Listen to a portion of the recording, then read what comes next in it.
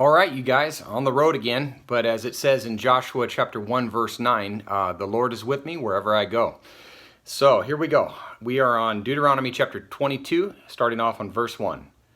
You shall not see your countryman's ox or his sheep straying away, and pay no attention to them. You shall certainly bring them back to your countrymen. If your countryman is not near you, or if you do not know him, then you shall bring it home to your house, and it shall remain with you until your countryman looks for it. Then you shall restore it to him. Thus you shall do with his donkey, and you shall do the same with his garment, and you shall do likewise with anything lost by your countryman, which he has lost and you have found. You are not allowed to neglect them. You shall not see your countryman's donkey or his ox fallen down on the way, and pay no attention to them. You shall certainly help him to raise them up. So this is one way Israelites were to love their neighbor. Verse 5. A woman shall not wear man's clothing, nor shall a man put on woman's clothing, for whoever does these things is an abomination to the Lord your God. Basic roles of gender that go back to the book of Genesis. Verse 6. If you happen to come upon a bird's nest along the way, in any tree or on the ground, with young ones or eggs, and the mother sitting on the young or on the eggs, you shall not take the mother with the young. You shall certainly let the mother go. But the young you may take for yourself, in order that it may be well with you, and that you may prolong your days. By letting the mother go, food could be acquired without killing the source of future food. When you build a new house, you shall make a parapet for your roof, so that you will not bring blood guilt on your house if anyone falls from it. A parapet was a low protective wall along the edge of a roof, or a bridge or a balcony. Verse 9. You shall not sow your vineyard with two kinds of seed, or all the produce of the seed which you have sown in the increase of the vineyard will become defiled. You shall not plow with an ox and a donkey together. You shall not wear a material mixed of wool and linen together. You shall make yourself tassels on the four corners of your garment with which you cover yourself. All right. An ox was a clean animal, but the donkey was unclean. Both animals together could not plow a straight line. Like the seed, God was protecting his people's food.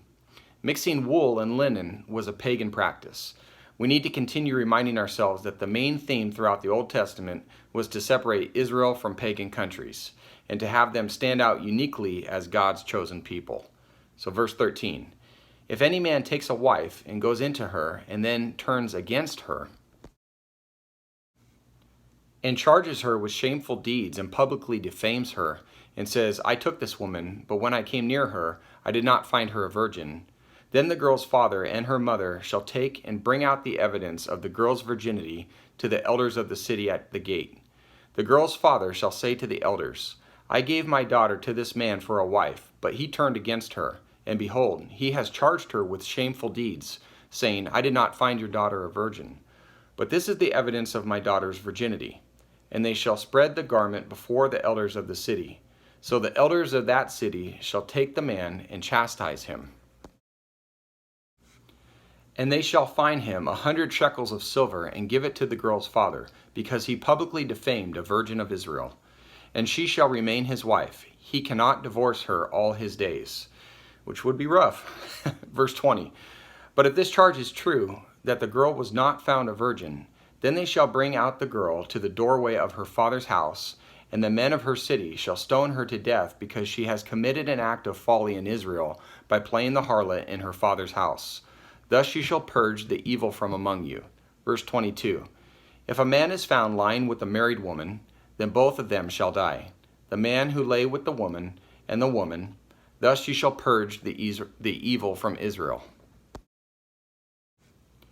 If there is a girl who is a virgin engaged to a man, and another man finds her in the city and lies with her, then you shall bring them both out to the gate of that city, and you shall stone them to death. The girl, because she did not cry out in the city, and the man, because he has violated his neighbor's wife.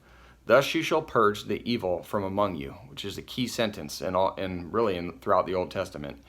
And anyone else think that these laws should be added to the show The Bachelor for people to watch and learn? All right, verse 25.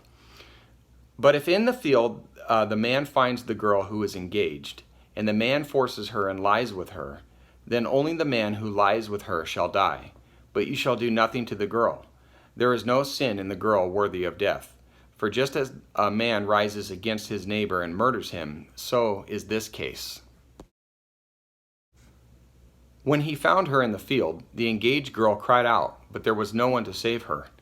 If a man finds a girl who is a virgin, who is not engaged, and seizes her and lies with her, and they are discovered, then the man who lay with her shall give to the girl's father 50 shekels of silver, and she shall become his wife because he has violated her. He cannot divorce her all his days. All right, so this is a tough one at first glance, and understandably so. But what the modern mind fails to see is that back in this culture, a woman without a husband and a tainted image, regardless of the act being her fault or not, would have had a very difficult time providing for herself, which is likely why the man was not sentenced to death. Unmarried women often had no choice but to sell themselves into slavery or prostitution just to survive. This is why the passage leaves marriage to the discretion of the father. We see also that the offender would have to own up to his wrong and stay with that woman the rest of his life under the father's supervision and pay him as well. The father is ultimately in authority over his daughter until he hands this authority over to her husband. The father had the right to refuse to give his daughter to him and collect the 50 shekels of silver, which may have happened in some cases.